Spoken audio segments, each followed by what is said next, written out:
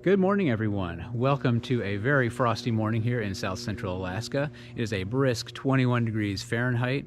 We are now getting frost on the ground and on the trees, and it is chilly. Today, we have a handful of projects to work on. I've got some firewood to move, some work to do on the Shelterlogic. We're working in the garden on some more raised rows that we started the other day, and it's just going to be a super busy day. Let's get to it. All right, well, I've got a number of projects today. There's a bunch of little stuff that I have to do. Over here, I've got some tools and materials laid out for some fixes to the Shelterlogic.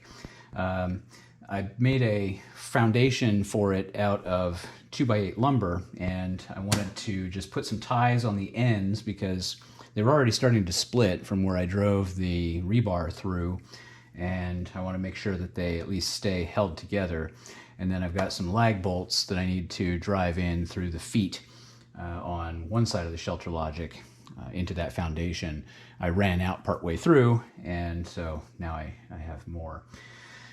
I've also got some bits and pieces for the sawmill. The assembly instructions are lengthy on that thing, and I forgot to take care of one essential piece, which is some latches that go on the housing for the sawmill blade. They just kind of hold the doors shut firmly so they don't rattle, and some of you may have noticed in some of my sawmilling videos that the mill sounds pretty rattly, and this is why. So that's something I want to get finished up and taken care of today, along with some other tasks on the sawmill. I think this might be the first hard frost.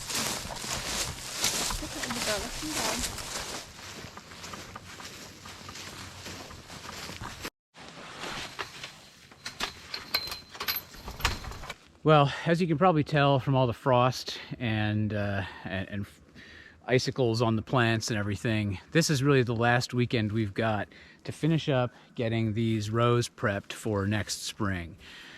The ground's going to be frozen soon. It's going to be impossible to work on, and so this is our last shot. What we've got to do is lay out our rows more accurately. We want a good 24-inch paver path between the rows to walk on, and then the rows themselves to be about 3 feet. Obviously, with the mounding to the rows, there's some taper on the sides, and so you don't have the full 3 feet of width to plant in. So you have to make it a little bit wider than what you actually want for planting. At any rate, I've got to lay out some twine here and get these rows more kind of precisely dialed in.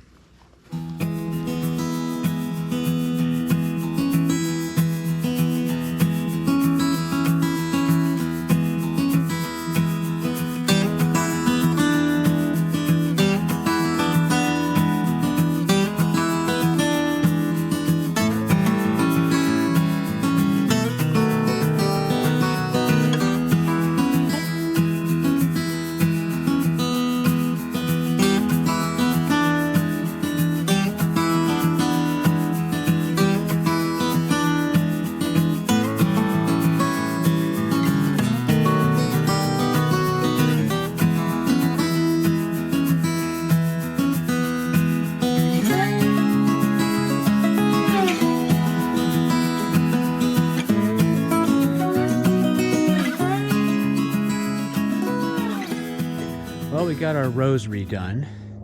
Learn from my mistakes. Measure twice, shovel once. We didn't really measure when we were out here setting this up. I ran the tiller and dug all this soil out and did that to kind of build up the rows initially. And we brought over a couple of big cartloads of soil as well. What we didn't do right was we didn't lay out the string first so we could get a clean 2-foot row for walking and 3-foot rows for planting. So we had to kind of shift that one entire row over and then, dig out this middle section here to make that 2-foot path. But anyway, this is good. It's done enough so that in the spring we can come out here and kind of break up the surface and throw in some fertilizer and then get our planting done. Another project we've been working on is setting these pavers in the greenhouse. These are 16 by 8 concrete paver stones that I ordered by the pallet, obviously, and we're maybe a little over halfway done putting them in the greenhouse. We'll get a few more done today. Well, I need the lawnmower to move my dump trailer full of pavers, and unfortunately it wasn't plugged into the charger last night, and the battery in here is well on its last leg. The dates that are pulled out on here for, I guess, when it was purchased, September probably 2018, I guess. The 8 is pulled out. Yeah, September of 18. So that's pretty old. But I've got this little starter box. I got it at Costco. I paid with my own money. This isn't sponsored or anything. But this thing has gotten quite a workout here. I've used it to start this before, as well as my UTV, various vehicles. It does a pretty good job. It's not quite enough for the diesel pickup. It just doesn't have quite enough juice unless it's, unless the truck is just slightly down in voltage. But for these little power sports batteries and lawn and garden batteries, it's more than adequate. Oh, this is interesting. I know this positive terminal was a little loose. I wonder if that's the real problem, because that will not allow a good current to pass. Well, let's see. Let's see if that starts now that I tighten that up a little bit. No, it is definitely actually dead. So we'll go ahead and put these leads on here, turn it on. It says clamp cables to battery, ready, start vehicle ignition. Okay. Oh, almost.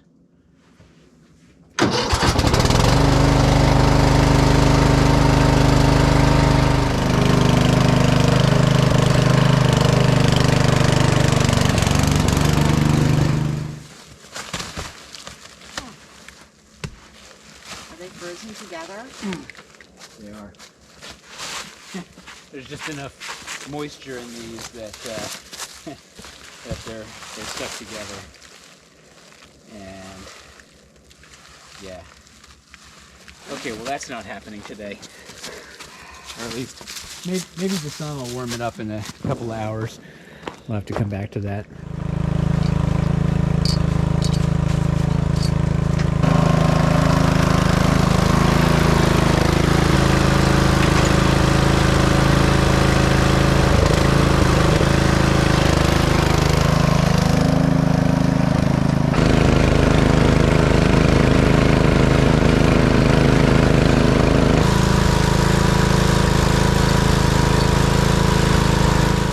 Yesterday I moved a big pile of birch over here by the woodshed.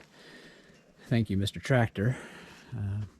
I've got this one section over here at the right end of the shed that I'm not going to really be able to put totes in and out of, so this is just going to be traditional stacked rows of firewood in this area. The other ones I'll use these totes. The other thing I have to do is pull these out, rotate them 90 degrees so that I can fit them 2 by 2 in these bays. Based on the width of the opening, they'll actually fit that way, and I can get quite a bit more storage use in there. As you can see, I've got quite a pile of wood here to process, and that's going to take a while to get through. I've got some chainsaw sharpening to do later if I'm going to get through these logs. And I just wanted to bring the wood splitter over here so that I can move my firewood processing operation all to one spot rather than moving wood all over the place. As I mentioned, today's going to be a busy day with a lot of small projects. This project is going to be finishing some work on the sawmill build that I completely forgot about when I was putting it together. So now I'm going to show you a little piece of final installation work on this Woodland Mills HM-126. There are a pair of latches that go on the bottom of the doors, the blade guards, and they were just in their own little Ziploc bag along with all the other parts, and I completely forgot to finish this piece of the installation. So I'm just going to finish that up today and show you all how that works.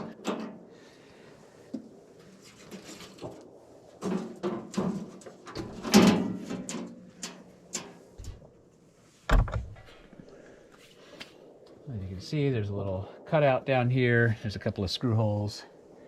We've got a catch and that guy. There's adjustable with this little screw for tension and positioning.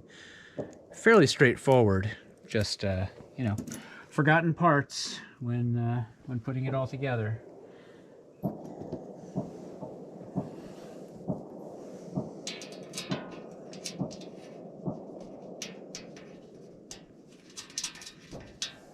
These are little nylock nuts, so they should stay pretty tight once everything's cinched up here.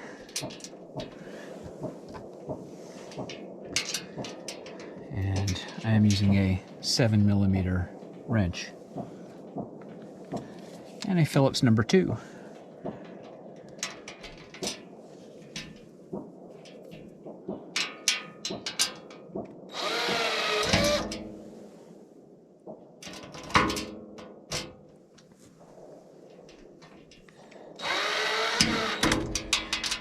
And they're just going to get sort of gently secured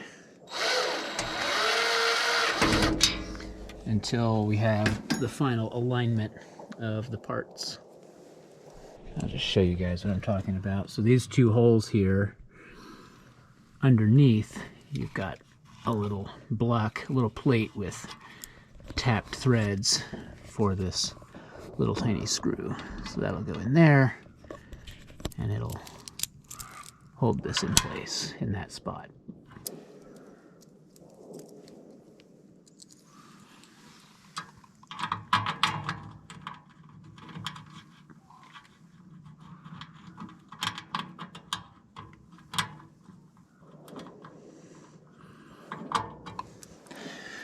I better get a regular screwdriver for this. Yes, I do believe this will be much easier. Just a little technique. It's pretty simple, but you know, if you've got a piece like this and you just need to hold the screw in place.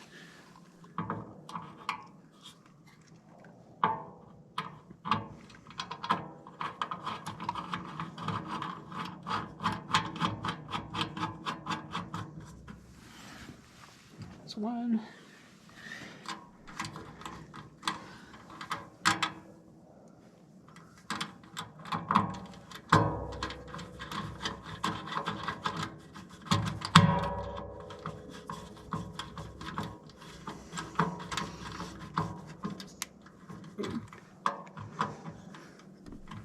And 2. So now that'll be ready to capture that little clasp. Let's check the alignment on that. Pretty good, but a little loose. So we can just tighten that in a couple of turns and see how we like that. Still too loose, really.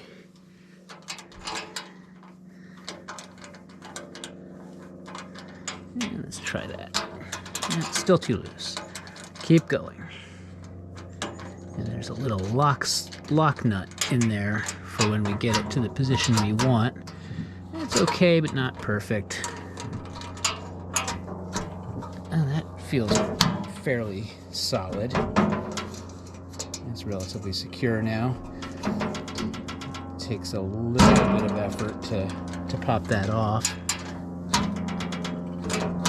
Cams over just a little bit so that it stays fixed in position. I think that'll work.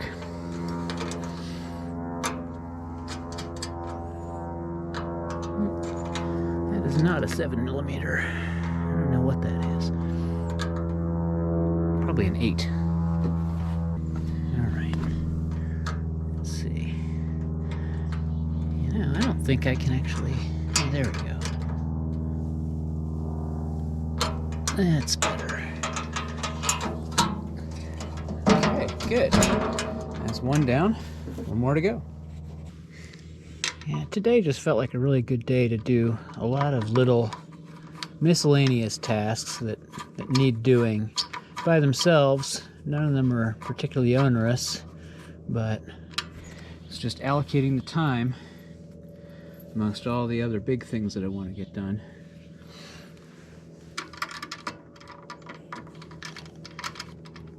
But this ought to be... This is one of those things you really shouldn't operate the mill without all the catches in place. And it's not like the thumb screw and the top latch won't hold it shut, but it's definitely better to have it fully assembled.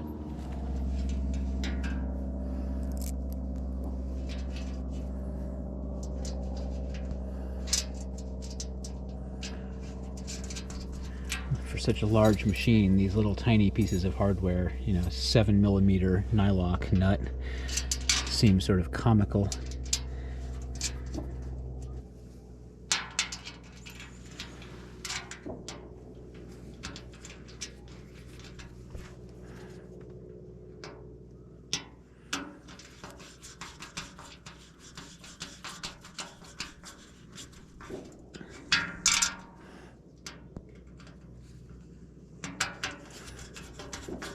Some people on some of my other sawmill videos had commented that my mill sounded really rattly, and I never really thought about it too much. But then I was looking around and I found this little bag of extra parts, and I said, oh, that must be why. I just didn't finish that little piece. Alright, let's get this adjusted. This is really the other reason that it didn't get done, I think. It's just a little fussy because it's a small part and you have to align it on the other side. At that position, it actually wanted to be all the way over in its little alignment slots. But that's why Woodland Mills made those slots instead of holes.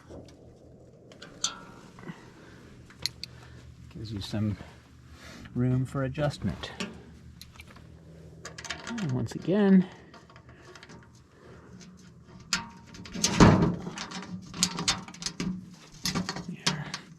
checking that for tightness.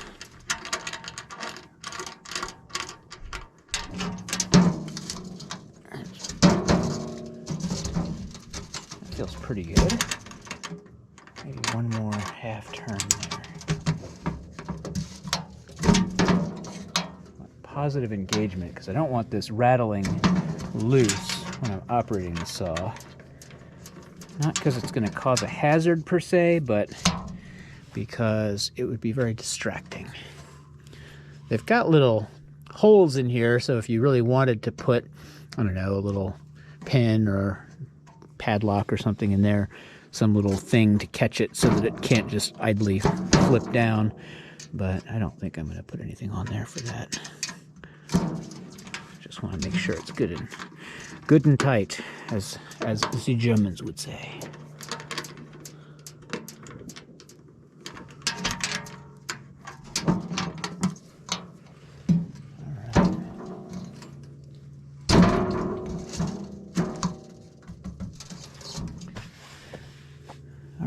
Good. Another task complete. So now my door is finally properly assembled. You've got this big hand screw, thumb screw, whatever you want to call it, a top hasp, and two bottom hasps, which will secure these doors while the mill is in operation. So you just really want to keep those closed and secure, just in case anything would happen. Eventually, the mill is going to need adjustment. I'll probably discover that when the blade flies off the wheels, but for right now, the thing is working quite well, and I haven't had to make any adjustments to it. Another project that I completed the other day off camera was this pressure treated foundation for the Shelterlogic. Some of you who've been looking at the channel longer than others may remember that I had made some comments when I first got this Shelterlogic about the bit of a debacle that I'd created for myself. Fundamentally, the problem is that I bought it in the dead of winter. I think it was February. I picked it up from a gentleman down in Eagle River I picked it up from a gentleman down in Anchorage who had, for various reasons, I guess his landlord didn't want a structure like this on the property and was told to take it down. So I got a great price on it, but I had to acquire it when it was minus 15 degrees outside and the ground was frozen. So I thought I would be clever and try to drill holes into the frozen earth and put anchors in or something, and I ended up not being anywhere close to able to do that. That was just a foolish idea. I had no idea what I was getting into with just how hard frozen the ground gets here. But at any rate, this year, this spring, I was able to get it finally set up. And then a couple of weeks ago, we had a windstorm that started to rip it out of its anchors, and I decided to go ahead and build something a little more stable, more secure, and something that would give me a nice straight line I could work with so that the walls are straight and the corners are square to each other and everything else. And so now I just have to finish securing it. I ran out of these lag bolts partway through, and I just have to go ahead and put the rest of them in.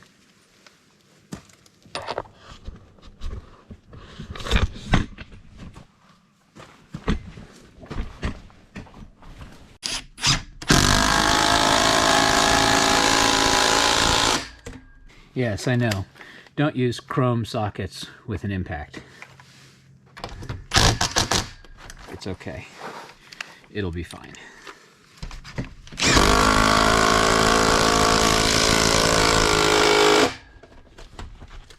And for those who don't know, the reason you don't use chrome sockets with an impact is that they're just not built for it. They're not built for that kind of wear and tear.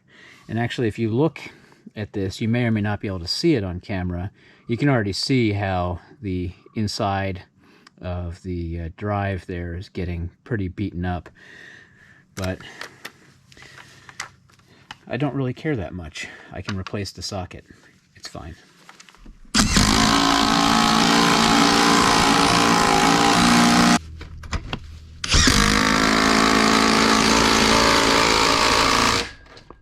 This is not a very fancy socket to begin with. It's Husky, Home Depot brand Chinesium.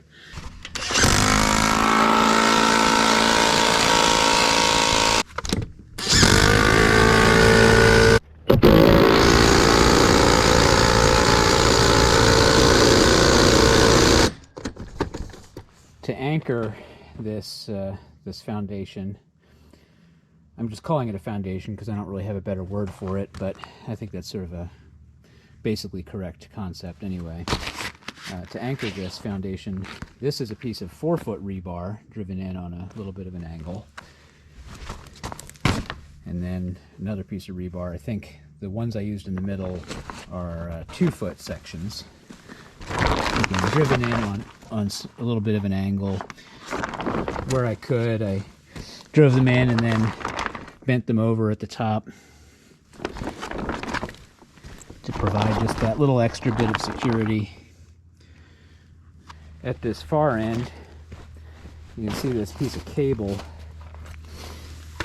That cable disappears into the earth and goes down to a duckbill anchor, and that is driven about as far down as it can possibly go. I think the cable on that is about 3 feet, and with the loop and everything, that's probably down about 2 feet, I guess, below the surface.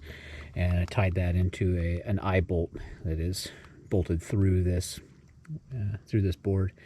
So this end is pretty securely anchored into the earth as well, along with the section of 4-foot rebar. On the other side, I did the same. I've only got the 2 pieces of 4-foot rebar in there right now. The prevailing winds here come from over that way, so really the most important thing is to stop that leading edge, the windward edge, from getting uplifted. All the pressure is coming from over there and would be pushing the structure that way. So this side, for the most part, is trying to resist forces that would rotate this board, and I think these couple of anchors will basically do the job there. I did not do any other pieces of rebar on this side, though I do have some. I don't know if there's much hope at this point of driving any more in, given that the ground has begun to freeze. In the garden, the top about 1.5 inches of soil was a pretty hard crust this morning, so I don't know if I'm going to be able to get too much more rebar through this. The next little project that I need to get done is putting some mending plates onto the foundation for the Shelterlogic. As you can see, this board split. That happened when I tried to bend over the top of this rebar. So I'm going to just tie these pieces together with these plates to prevent it from splitting any further. And I'm going to add one of these on the end of each of these boards to give them just that extra little bit of reinforcement. This gets pretty loud with the ratchet driver, or with the impact driver, so I'm wearing some hearing protection because I've already got tinnitus and that's not getting any better, so got to protect my hearing a little bit.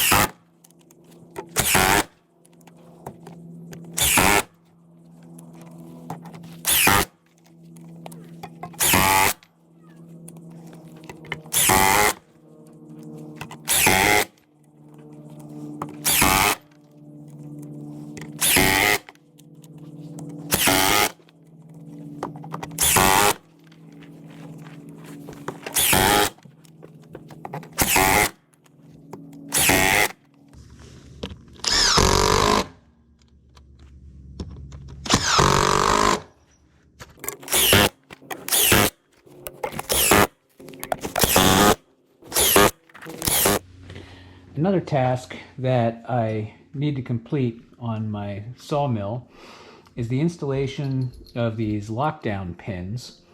These are to lock the sawmill head to the trailer during transport. And so what is required is to drill holes through the frame where these little brackets come down from the base of the sawmill head. On my model, the XL, the extended trailer, the back of the sawmill head should be 19 inches from the back of the trailer. That's so that the right amount of tongue weight is present. The Woodland Mills engineers kind of figured this all out based on the weight of the trailer and the weight of the sawmill, so that this is properly balanced for use on the road. I'm not going to second guess them. I've seen people talk about mounting the sawmill further forward over the wheels and other different places. I am simply going to follow what the Woodland Mills engineers have said to do. They helpfully include the correct size drill bit to make the holes for these pins. And the pins, once you insert them through, receive these little snap ring pins that go on the inside to keep them in place. So very simple. Run that through the frame, put the pin down, lock it over, and now the pin is captured inside the frame. And once you have it pinned down, there's also a very nice ratchet strap that you also attach that holds the sawmill head down onto the frame as well. So it's a little bit of safety redundancy there. All right, time to get started. Let's start by positioning the head where it's going to sit.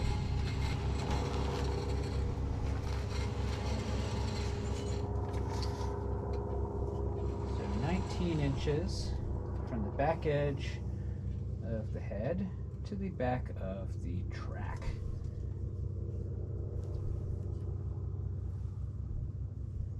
So I have a little center punch here, and let's see if it fits. It does not. I would like to use a punch to give me a little bit of a guidance for the drill bit. Otherwise, the bit is likely to want to walk about. All right.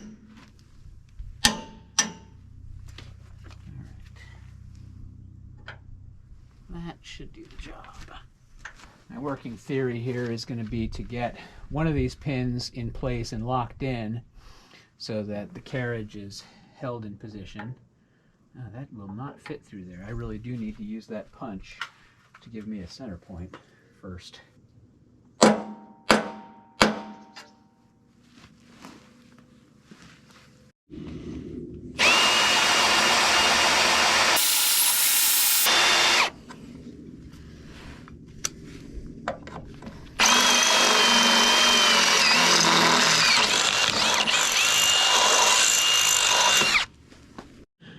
Well, I've made my first mistake on this piece of it.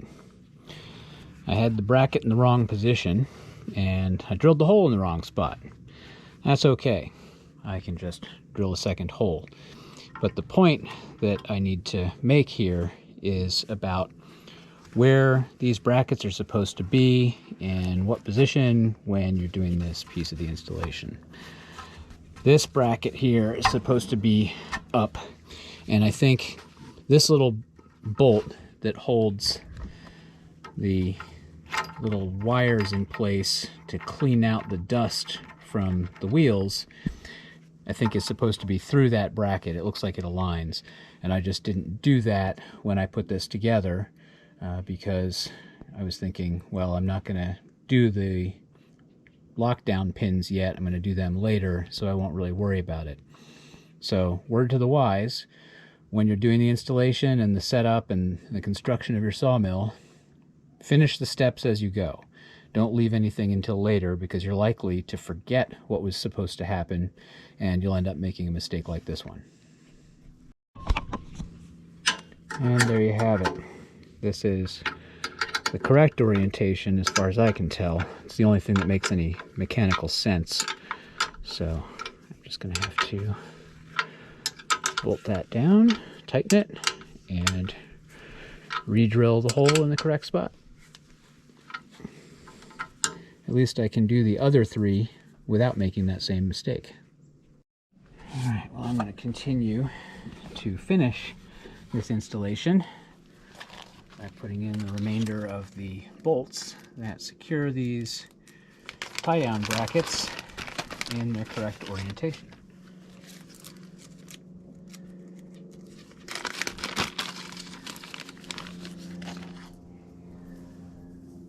These are the guys, and they'll go in here. And then there's some washers as well. A bolt, a washer, another washer, and a nut.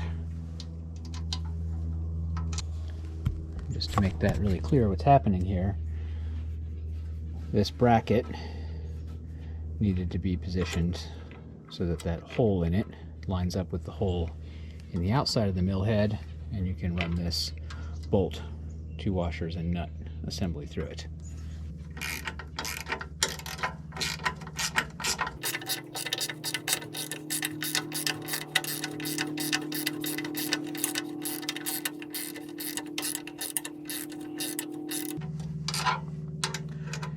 I tell you, I should have listened to myself, because I thought it seemed a little odd that these brackets would be loose in here, and I should have just looked in the instructions again before getting overzealous and drilling a hole in the wrong spot.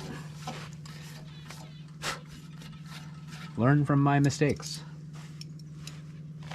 for they are plentiful and don't cost you anything. All right. Once again, we'll line this up, get it the correct distance, 19 inches. Now, this drill bit will actually fit through the holes. This is much more logical, because now you have a natural alignment of the bit with the spot on the frame. You know you're going to go straight through. It'll be perfectly aligned to make the hole in the right spot.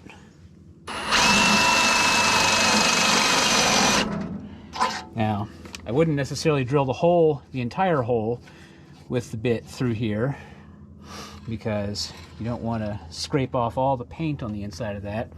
I'm just starting the hole that way, and then I can finish it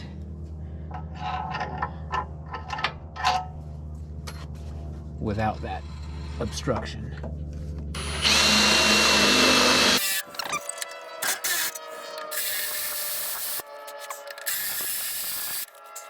What I really hope is that I can get this done with this one drill bit that they supplied, and that I don't have to go get another drill bit to finish these. Some pretty good chips coming out of there. Watch out.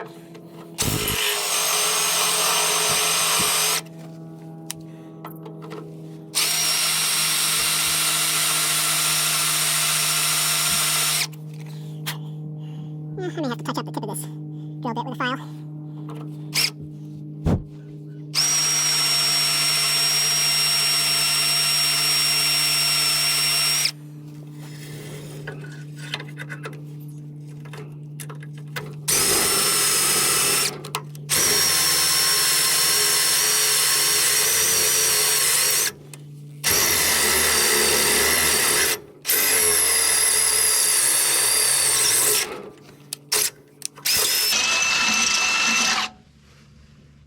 Okay, now we've got our first hole drilled in the correct spot this time. So you can see this is the hole I drilled in the wrong spot. Shame on me not paying attention to the instructions. This is the hole in the correct spot. So we have these pins, and the hole aligns nicely. Snap ring on there that will hold this pin in place during transport. Excellent. Well, I'm going to leave that pinned and drill the rest of the holes.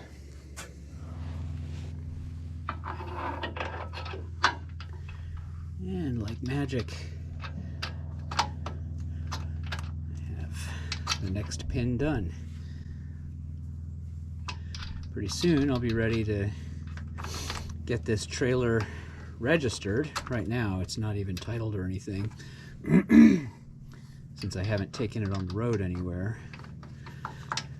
But for the moment I just want to be able to pin this down so that I can move the mill on my property and do it safely. 2 down, 2 to go.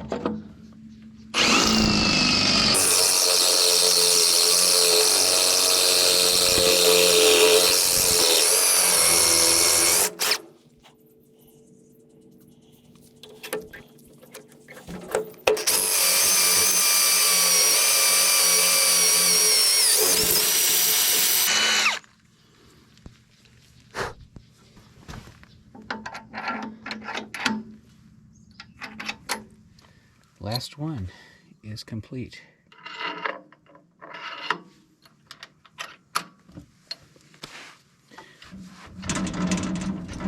that is secure. So now,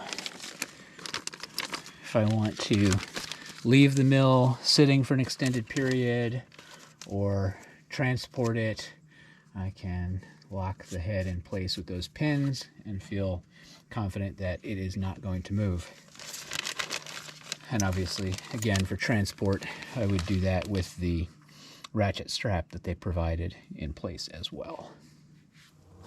Well, I solved this problem with a rubber mallet. I was able to just shock the edges of the stones a little bit, just enough to break free from the little bit of ice that was formed in between them.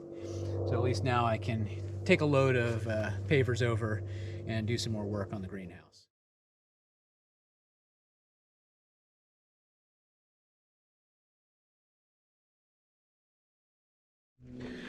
Well, that's 24 pavers at about 20 pounds a piece. That's, you know, over 400, it's really closer to, close to 500 pounds. And that's about as much as I really want to pull with this old lawn tractor. You know, that tractor's only got, I don't know, 12 horsepower, and it's from 2006. So I don't want to overstress its little belt-driven transmission.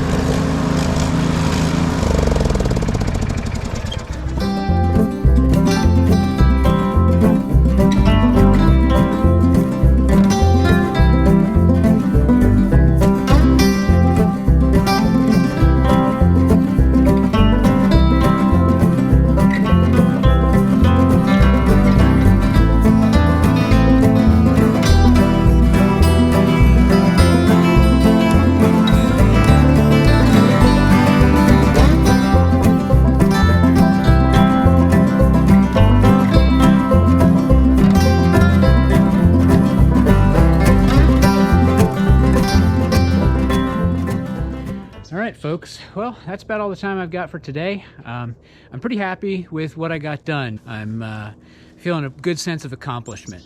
Now it's time to wind down, go inside, get cleaned up, and help make dinner. At any rate, thanks for watching. If you're enjoying these videos, go ahead and give us a big thumbs up. If you want to see more, subscribe, and we'll see you in the next video.